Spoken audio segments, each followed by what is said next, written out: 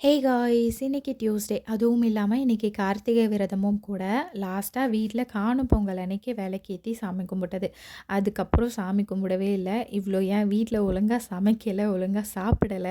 Pongal முடிஞ்சதுலேருந்தே hospital வீடுன்னு மாறி மாறி போயிட்டு வந்துட்டுருக்கோம்.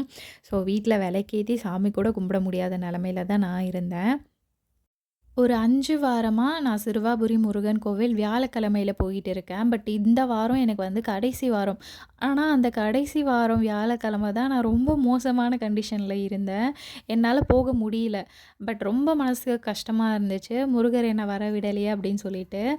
பட் இருந்தாலும் பரவால்ல. ஏதோ ஒரு நல்ல விஷயம் நமக்கு நடக்க போகுது. அதனால தான் ஒரு தடங்கல் வருது அப்படின்ற மாதிரி என்ன நானே வந்து தேத்திக்கிட்டேன்.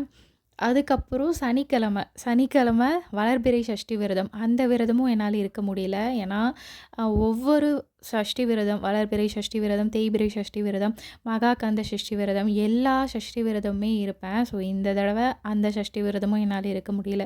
ஸோ, அதுவுமே கொஞ்சம் கஷ்டமா இருந்துச்சு. ஸோ, இந்த கார்த்திகை விரதம் கண்டிப்பா நான் சாமி கும்பிட்டே ஆகணும்னு முடிவு பண்ணி தான் இன்னைக்கு நான் வந்து சாமி கும்பிட்டுருக்கேன். அதுவும் இல்லாம சண்டே வந்து தைப்பூசம் வருது இல்லையா?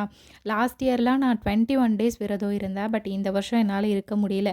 அட்லீஸ்ட் இந்த லாஸ்ட் வீக்காவது நம்ம விரதம் இருக்கலாம் அப்படின்னு முடிவு பண்ணி தான், இன்னைக்கு நான் வந்து கார்த்திகை விரதத்தையும், தைப்பூச விரதத்தையும் சேர்த்தே நான் வந்து ஸ்டார்ட் பண்ணியிருக்கேன்.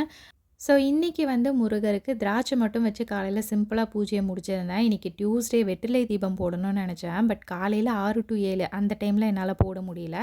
அதனால மதியம் 1 டூ 2 இந்த டைம்ல நான் வந்து வெற்றிலை தீபம் ஏத்தியிருந்தேன். ஸோ, ஈவினிங் வந்து முருகருக்கு பிரசாதமா பொரி உருண்டை மட்டும் வச்சு நல்லபடியா சாமி கும்பிட்டு முடிச்சேன்.